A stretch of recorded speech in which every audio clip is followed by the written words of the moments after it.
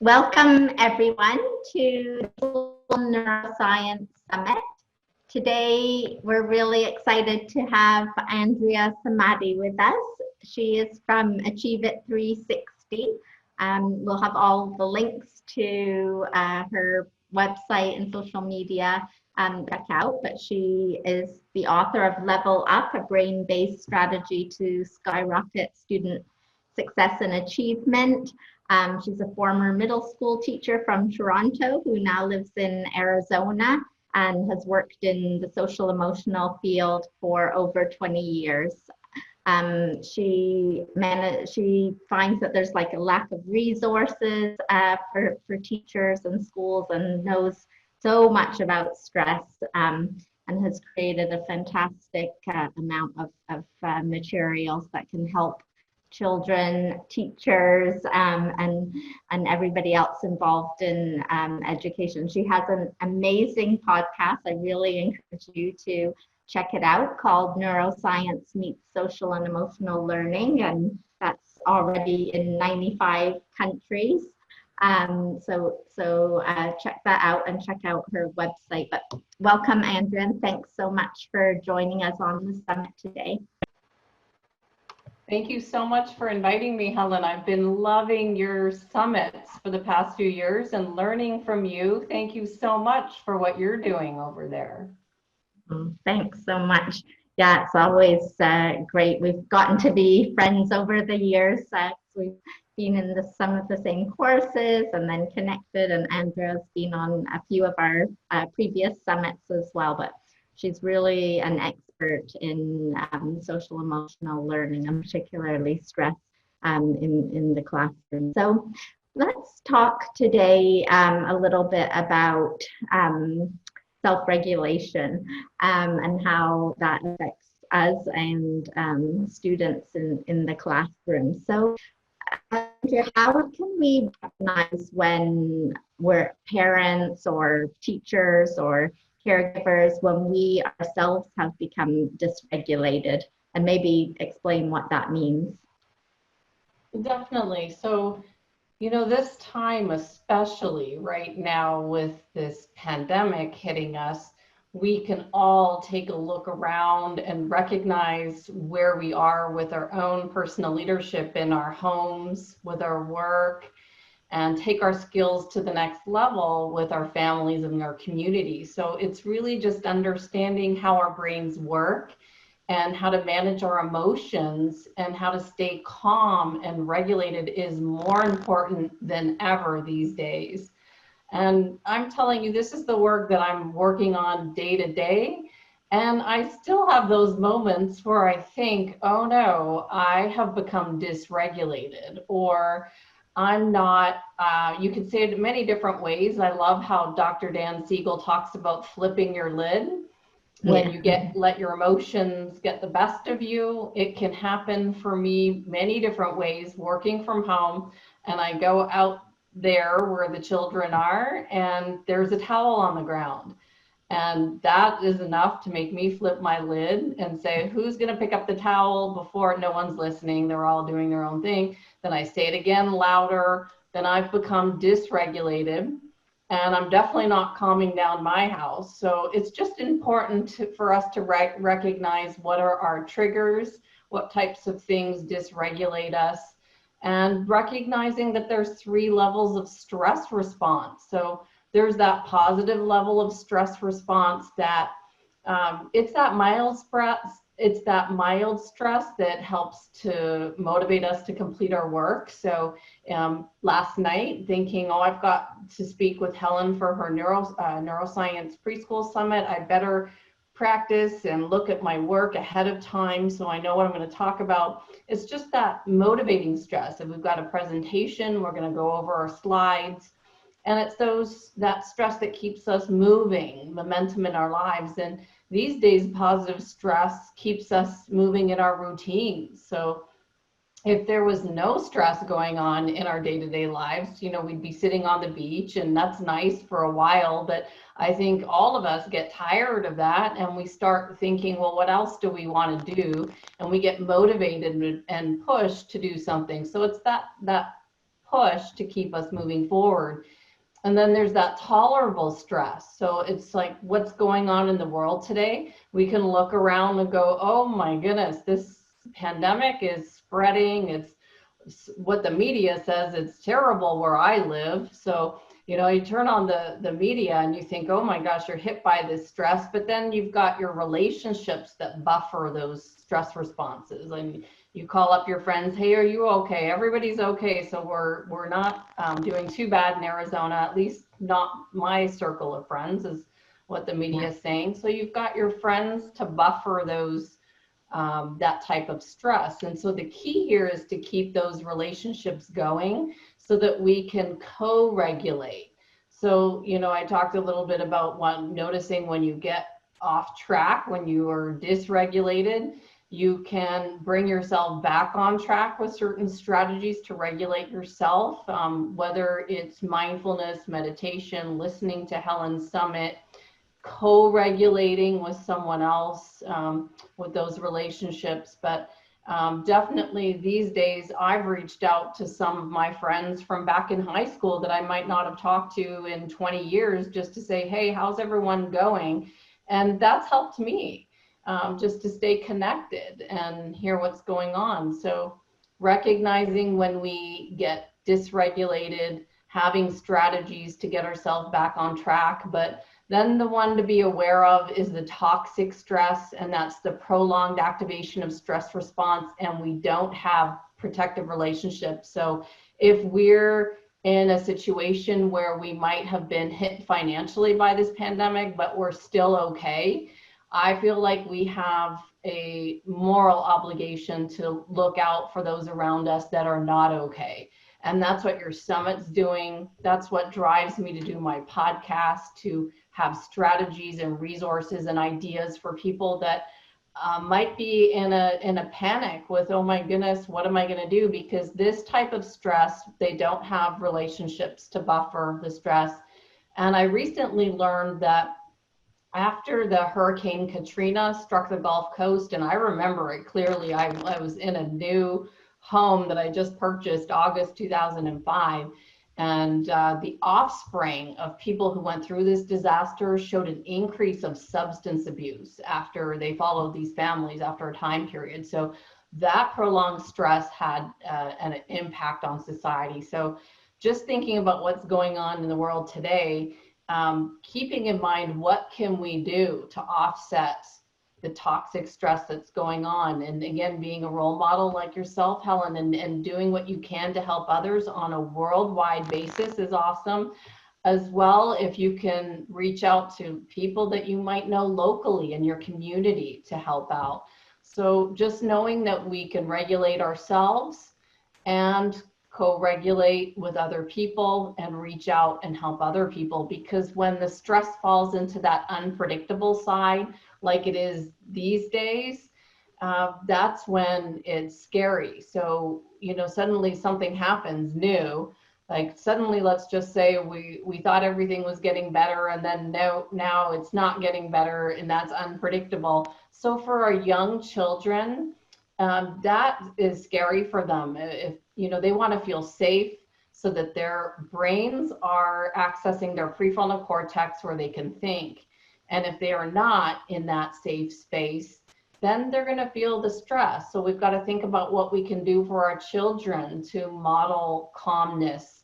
For me, thinking about all the things that I'm learning in these summits and then modeling them in the home for the children is the most important thing, to keep all of our brains working so we can get through this time period and move on to what's going to be next.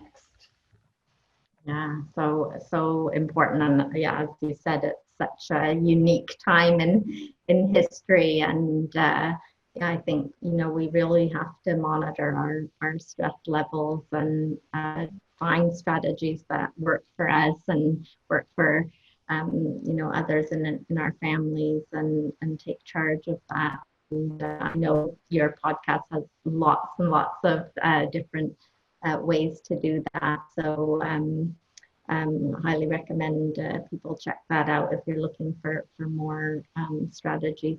So Andrea, tell us, what does this dysregulation look like in the brain? Like what exactly happens in our brain, and then how does it impact other people around us? Definitely. And so I first remembered learning this concept back in 2016. So my children were 4 years younger than they are now. And I was learning from a neuroscience researcher just to understand how stress impacts the brain and learning. And I remember talking about, I remember Dan Siegel talking about this concept with children. And he talked about flipping the lid and how our emotions, when we become dysregulated, our emotions take over and our prefrontal cortex shuts down. And I remember when my kids were little, it was harder to get them to get into the car and get going for school. And I remember always shouting, like, get in the car, get in the car. We've got 5 minutes, get in the car. And then as I started learning this, I thought, oh no, I'm dysregulating my kids before I'm sending them off to school. And then I'm going and writing these lessons on, how the stress impacts the brain and learning. Right. And I thought, oh, I'm just the greatest role model over here. But it takes time to understand what stress is doing to the brain. And I remember watching Dan Siegel thinking, gosh, what a great dad he was to never yell at his kids. But he talks about the fact that he probably did yell at his kids, but then there's this place where there's repair, where if we can say, oh no, that must have been scary for you that I flipped my lid.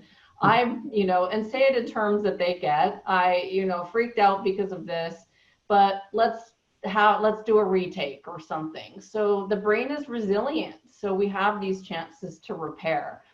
So as parents and teachers, we want to just find ways that we can emerge as a calm leader so that we're modeling this with our children. And even in the workplace, like, this stress, it's not just at home. It's, how we interact with our colleagues. If, you're in a place of leadership, you've got to be modeling that calm demeanor to the people around you, because they feel it and your stress can just escalate, and then the prefrontal cortex shuts down and nobody's thinking right.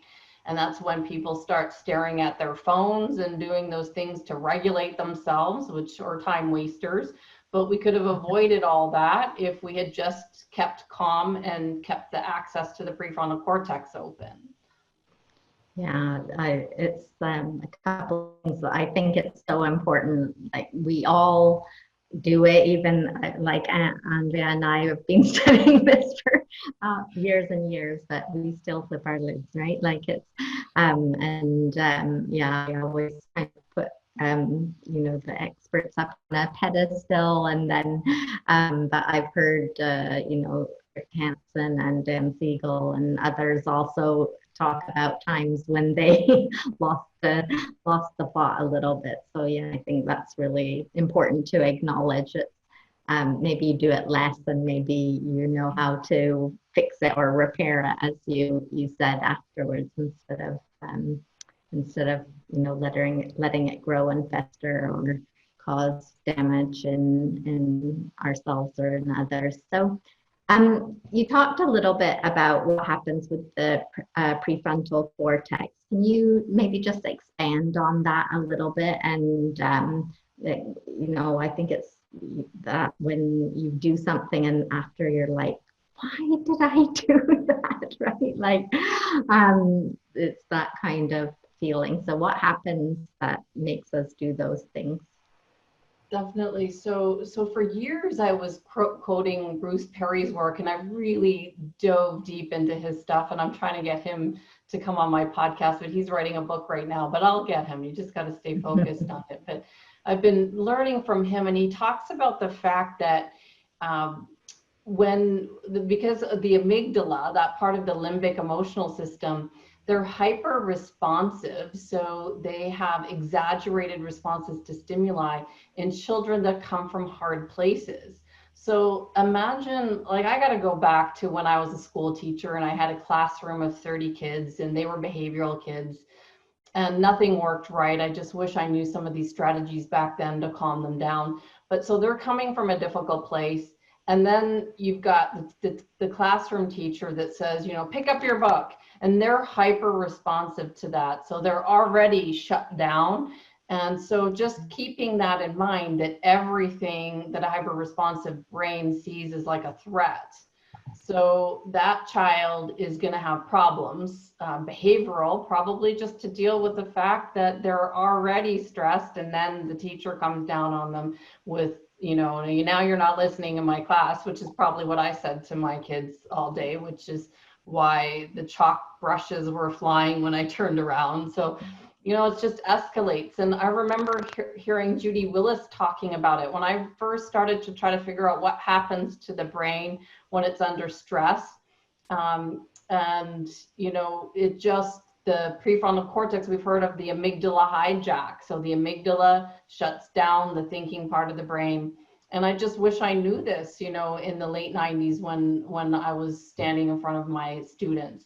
Dr. Lori Desautels is now involved in training our next generation of teachers on the importance of understanding what happens to the brain when it's under stress, so that we can all, as parents, educators, implement this, because it takes time. It's like our own work that we have to do on ourselves to understand our stress response, how we deal when we're under pressure and stress, and just making sure that we have tools in place, like building resiliency, keeping our daily routines, being physically distant like we have to these days, but not emotionally. So making sure we're still showing our emotions to our young children and to everyone around us.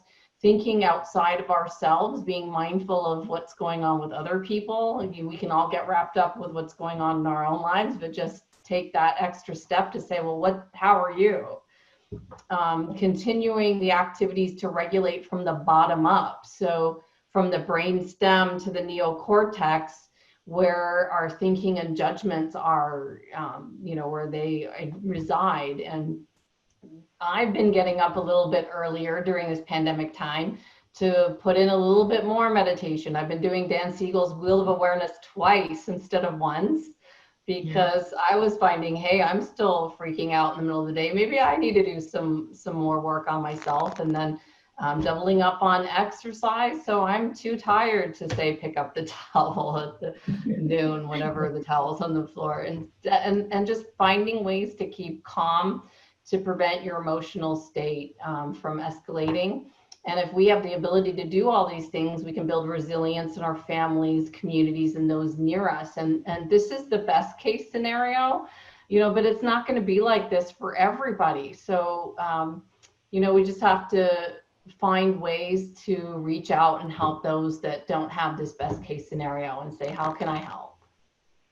Yeah, so important, I think, to keep those connections, and like, you really never know what other people are going through. So yeah, reach out to everyone, I would say, and see if they're, you know, sometimes people just need someone to talk to, like you said, and sometimes they need actual help, you know, with a physical thing. But yeah, I think there's a big danger in this of loneliness and people kind of being isolated. So yeah, really, really important. So Andrea, you talked a little bit earlier about, you know, the study where there was a lot of alcohol abuse after a big event like this time in history as well. If we don't put those things into place, can you talk a little bit more about that and just tell us, you know, what some of the consequences might be if we don't kind of search for solutions in this situation? Definitely. So it was eye-opening for me when I heard that study about Katrina, because I remember it well. And I actually, back in that time period, I was going to have people come, because I was in Arizona, I wasn't far from where a lot of people were fleeing to. And I was going to have people stay at the house. But you just don't know what's going to happen from, you know, time periods like that. And research shows that the stress that happened there can actually have an epigenetic impact. So impacting those people's children's children. And this just blew me away. I thought, are you serious? They followed people and they tracked them, and they found there was an increase in substance abuse with people from that time period. So that's beyond scary to me. And Yeah. so if we don't find the leadership we need to help regulate our population in this time, there will be a vulnerability in the population and our offspring. And that means my kids and their Yeah. offspring. And you know that, and your children's children. And then it becomes personal. So I'm sitting here going, this is crazy. What else can I do, learn to put stuff out into the world to help? So it's more important ever right now that we don't compromise future generations because of this time period. So your mindful summits are what we need. We need to keep people learning and keep people, what else can we do to improve ourselves, to be more calm, more regulated?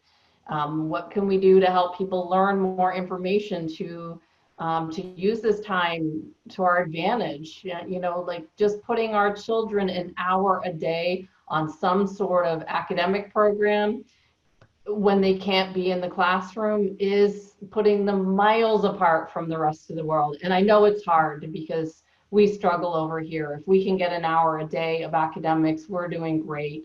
But I used to feel guilty about that because, you know, our children were in school for a certain amount of time, and now I'm only doing an hour a day. But just these little things that we can do to help keep the routine, the calm, and keep moving forward one step at a time, putting our own oxygen masks on our families first, and then reaching out to those that might be more vulnerable, that you know, might be feeling the pain a little bit more. And I mentioned before, we're all facing some sort of economic hit, no matter where we are. Like my husband's company sells to schools, so suddenly there are live trainings are now webinar trainings that, you know, now all their yearly goals, or their numbers are going lower. So everybody is seeing it, no matter where you are. Your industry is taking some sort of economic hit. So we're just having to deal with what this is going to look like in the future. But if we are still okay, we still have homes, we still have food on the table, we have a responsibility to keep finding a way to improve the lives of people around us. And with the fact we have these models of technology, we can reach 95 countries with this information, more than 95. We should be hitting them all and helping everybody with some sort of tip or strategy to better improve our lives. Yeah, so it's so important. And as you said, I think the technology is there to help us now. I was thinking the other day, imagine if this happened before the internet. Like, how would we, know what's going on, and how would we connect with all these people? Like, my family is scattered all over the world, and we've been having Zoom family meetings, which we used to always keep in touch, but now it seems we're doing it even more, like all together as a group and things. And I think that's one of the important things is that connection, but definitely reaching out and helping others. And as you said about the schooling, I think self-care comes in there as well, and not we're all doing the best that we can, right? Whether it's the hour a day or 30 minutes a day. If you can just take little steps, then we're kind of making progress. Be better than the day before. That's what I always say. So yeah, so tell us a little bit about emotions. And we hear all the time emotions are contagious. And I guess that's really important when we're like in a house and we can't go out, and we're living with could be many different family members or things. How does that play into our daily lives? Definitely, like even before I heard about emotion contagion, I would think about it like positive and negative people. You just feel when someone's positive and you're like, I want to be next to Helen. I want to go talk to her. And then that person that's negative, I'm like, yeah, I'm just not going to go over there. So we feel people's energies and their emotions, and our pets feel it. Like when we've had a bad day and we walk in, yeah, the dog just stays off in the corner. So our emotions, how we feel, they are definitely contagious. And then I heard all about emotion contagion, and I started to learn about how the fact we can make people feel dysregulated by how we're being and acting towards them. And I even think about it, when I was presenting once to a large group of educators, I was pretty nervous. It was the first time I was presenting neuroscience, and there were 300 high-level educators, people from the Ministry of Education, sitting in a room. And there's this one lady at the front, and she was looking at me with this scowl, like this lady doesn't know what she's talking about. She had this look on her face, and it was tripping me up. I had to not look at her because I thought, oh, she's writing down, don't ever have her back or something. I made up this big story about what her face was telling me. And then at the end, she smiled, and that was just what her face looked like. So how the expression of her face was making me feel, it was making me think, oh my gosh, something totally different. And so our facial expressions, how we interact with people, can either regulate or dysregulate somebody. And I'll just never forget that experience. And so thinking about our students in the classroom, I was actually talking to a superintendent about this, with the fact that when we go back, we don't know if we're going to be wearing masks or not wearing masks. Thinking about that now we have a block to being able to regulate a student with facial expressions, with our tone of voice, because they can't hear what you're saying. So it's just putting in a whole new different category with this, but we really can access people's brains by how we're projecting our own cues. So you can either manage a behavioral dysregulated child, which is powerful by your own behavior. That's why it's so important. And I've always heard this, oh, you're so calm. Your children are probably calm as well. And I remember people saying that to me. They didn't even know me very well. And I'm thinking, well, you don't know what happens when there's a towel on the ground. So, but people can make a judgment on you and think, oh, you seem like such an easygoing person that, no wonder your children are so well behaved. But it's just interesting that people can read emotions. And I've had countless situations that have happened over this time period where things have gone completely crazy in the house. And watch the children when you don't freak out over something that they think you're going to freak out about. Like their faces, they're like, I'm not in trouble. I forget what happened the other day, but something serious happened, like something really bad. And we were like, whatever, because, we just were too tired, I think, to do anything about it. And my daughter was like, I'm shocked that I'm not in trouble.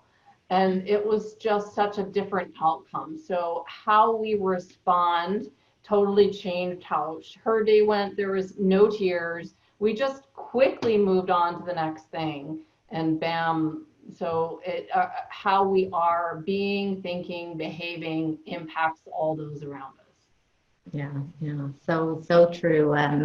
What you said about certain people, they just give off like a negative energy, or other people draw crowds around them, and you just want to be with that person because they're so positive and interesting. And so it is really, really interesting, and especially how that plays out in the classroom. And the whole situation with masks is going to be really interesting, and especially with the preschoolers, I think, because that's going to be maybe a bit scary or very different for them, depending on what happens. But we'll have to see how we can work a way around it and express with our eyes more or something.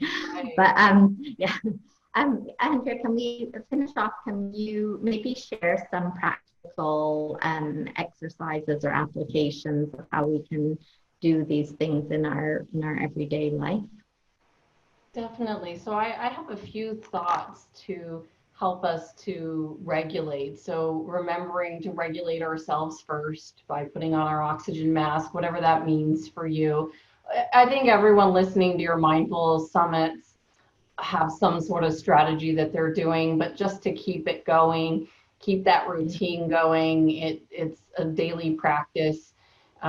taking those 3 to 5 minute breaks in the day, because sometimes we can get stuck. One time I was on this 2.5 hour Zoom call, and I remember thinking, oh my goodness, I'm gonna either fall asleep or something. It was stressful, and this is what people's lives are these days. We're all on Zoom, and so if we can take those 3 to 5 minute breaks to go outside if you can and get your thinking brain back on track.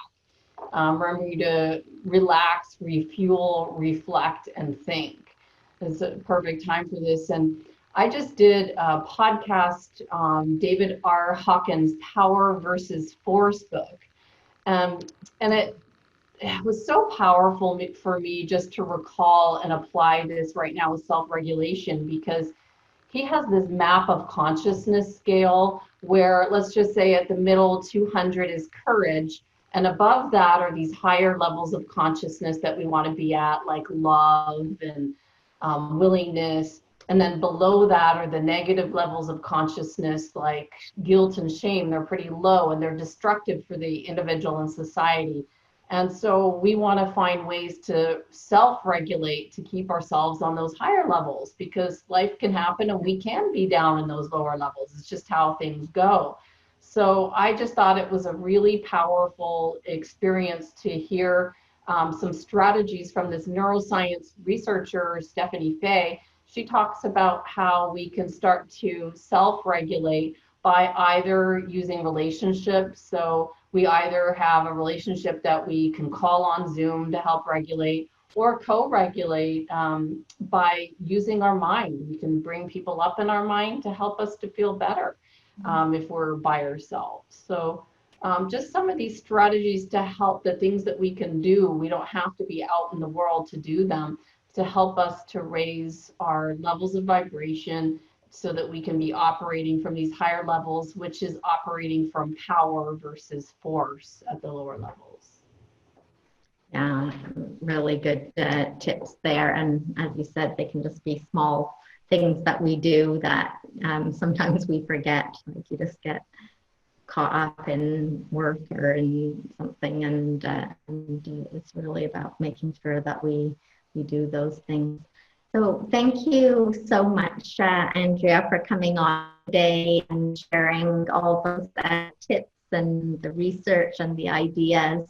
I just want to remind everyone, Andrea's podcast is called Neuroscience Meets Social and Emotional Learning, and we'll have the link to that. And as I said, it's a great source of information. She has lots of different people on from all aspects of life and talks about lots of different things in that arena. So check that out. And thank you, Andrea, again for joining us on the summit. Really appreciate you being here today.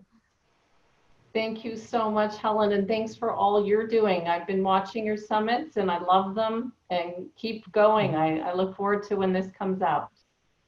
Great, thank you.